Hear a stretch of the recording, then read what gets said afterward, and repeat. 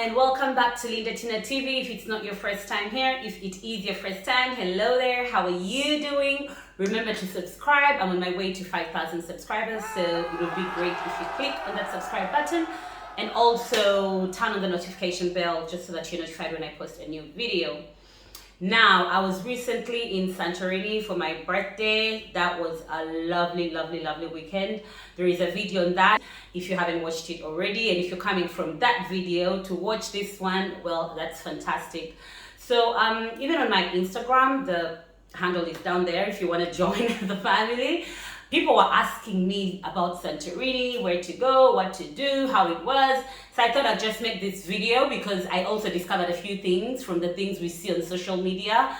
If you don't know where Santorini is, it's a little Greek island. If you're on any social media platform, you know where Santorini is. You've seen pictures of Santorini, so you're well aware of, what I'm talking about. But I felt like some people may need to know what to prepare for before they get there, because we were prepared. We did our research before we went with my girlfriends. I always do a good research on places before I go there. But sometimes it's nice to hear from someone who's like you, someone you relate to, for those who feel like they relate to me, and you want to know how the experiences were and what advice, what tips they can give. And that's what this video is about. Sometimes it takes the one that takes away my pain. Sometimes the worry goes and I see hesitation, and everyone is trying. So just to give perspective, I went in early April, which is mid-low season. Everything is just starting to open up for the high season for the summer, which is a good thing, but also not a very good thing, because first, it was so windy, so the weather can easily mess with you. I actually had my flight cancelled, and that is a whole other story because of the very heavy winds. And then also, the places were just starting to open up, so you kind of want to go when people have already opened up and they've been working for a while. It can be a positive thing that you start the season so it's not so crowded. The best time to visit, apparently best depending on what you're looking for on your trip, is June, July, August, September. Best time also means that's when everybody's going there, so it's really crowded. I like to have people when I'm going out to visit places, but then I also don't like it to be so crowded that you're not able to actually see the places properly. April, it was already crowded when we went, so I can't imagine how more crowded it gets in the in the peak seasons. So let's assume that you are going before the summer heat. Just remember to carry a coat. It doesn't have to be a heavy coat, but just remember to carry something, a coat, a sweater, a jacket, because it gets really chilly in the evenings, and if you want to go out, have dinner, or just take strolls, you'll really need something to cover up. That is if you're going in the the spring, the autumn. But I've been told that even in the summer, sometimes it gets too windy, not cold per se, but just windy. So just carry something to, cover yourself.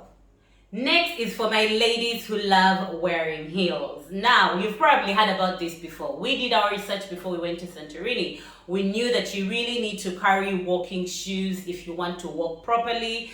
But we thought, you know what, for the evenings, well, we go out for our dinners, we could carry our heels, which is not exactly a bad idea, but it's not the best. So if you're ready to walk in a wobbly kind of way, then carry your heels. But to be honest, heels in Santorini was quite a mission. We did wear our heels 2 nights in a row when we were going up to the restaurants, but it was not the most comfortable situation, if I can be honest. Obviously, if you're going to be walking a very short distance, if say the restaurant you're going to is just next to your hotel, it makes sense.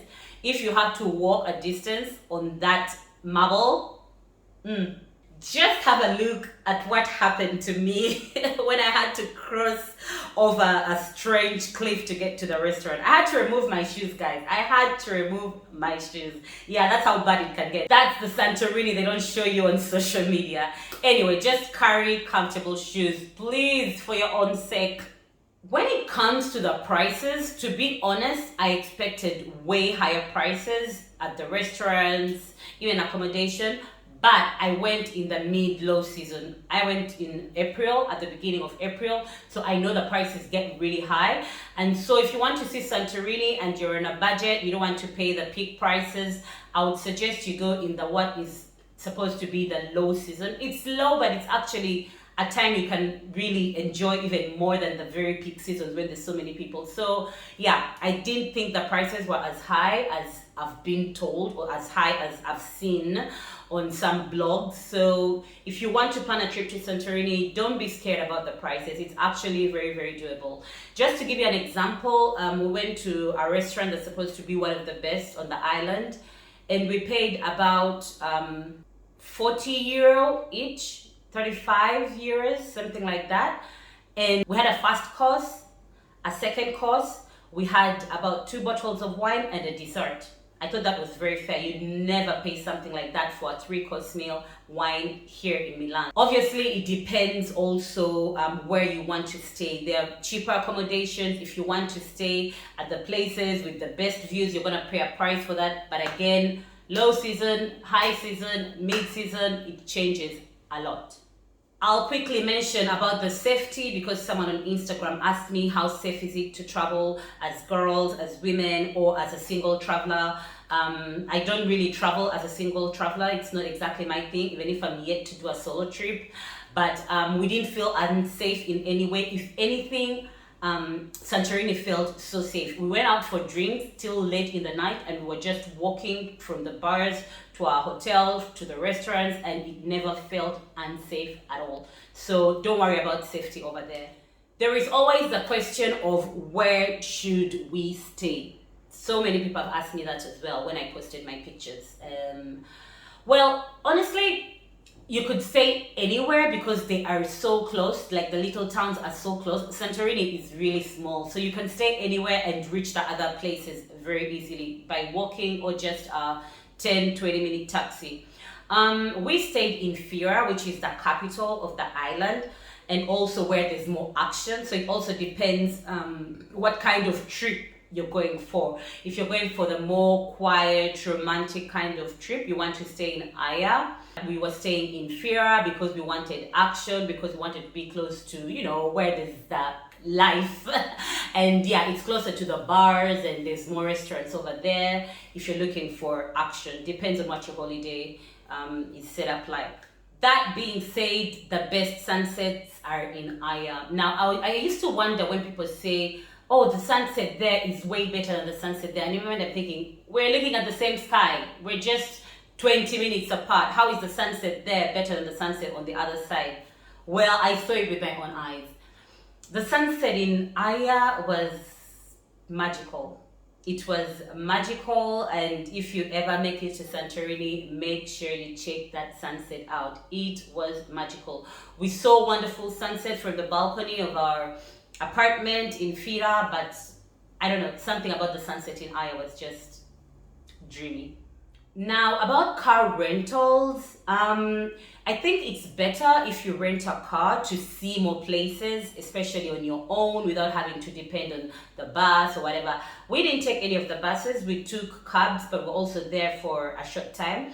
If you're going for a longer stay, you may want to rent a car or a quad bike. Apparently the buses move back and forth between the towns very easily, but in the peak seasons they get really full, and then it's really hard to wait at the bus stops for them. So I don't know how that works because we didn't take any of the buses, but we walked between the little towns that are next to each other. We walked between those 20 minutes, 40 minutes. We walked a lot. But if you want to go on the side where the beaches are, or to see the whole island, to see even the places that are not so talked about, not the very touristic ones, it would be nice if you rented a car or a quad or, you know, a bike. The beaches. What I know about the beaches in Santorini, it's not one of those places you really go because you want to see a very spectacular beach, or you want to spend time at a very, very cool, lovely, white, sun-long beach. But I know that there are nice beaches there. I visited the famous black sand beach, and for me it was really nothing special, to be honest. But I didn't get a chance to see the other beaches because, as I said, we went at the beginning, not even at the beginning of the summer, we went in the middle of the spring, so basically it wasn't really the right time to go to the beach. So I can't say much about the beaches, but I know that it's not one of those destinations you go to have, a very beachy holiday. There are better beaches in other places. About the flights, there's flights that are seasonal. So I understood that there's some flights that fly only in the peak season at particular months of the year, and then there are flights that go all year through. Most of them go through Athens. I don't know, it depends where you're flying from, but most of them go through Athens. From Milan, actually, there were direct flights to Santorini, but depending where you're coming from. Flights to Santorini can actually be complicated, because I was trying to check for flights for my friend who wanted to come from Prague, and she had to make this very crazy long route, or she had to go to Milan first and then from Milan come to Santorini. So depending where you're coming from, the flights can be complicated, but then there are also those seasonal direct flights. You just want to Google that before you prepare for your trip. I guess that's all I can say about Santorini, at least from my experience. Santorini, the views that you have seen on social media are real. The views are fantastic. So the views are on one side, the side where there is the Caldera side, the Aya and Fira. On that side, you'll see the amazing views that you've seen everywhere on the internet. And then there is the other inland side where the views are not as great, but you're still on the island, so you can always walk over to the other side or drive over to that other side for the views. Is it worth it? Santorini is so worth it. I think it depends when you go. If you want to get the full feel of it, it's better not to go in the peak seasons. It's better not to go in the peak seasons. It's better not to go when it's too hot.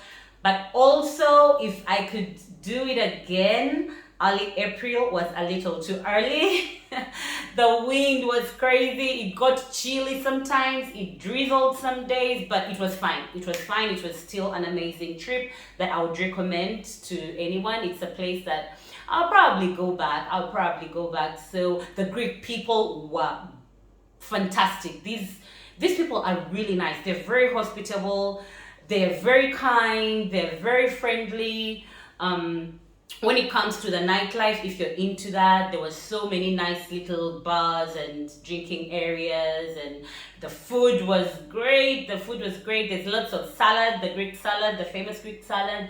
There's lots of meat as well, cooked in so many different styles. So that was also fantastic. Overall, the experience was like a 9 out of 10, minus the crazy weather that was a bit moody, and also me missing my flight, and the whole thing that followed after that.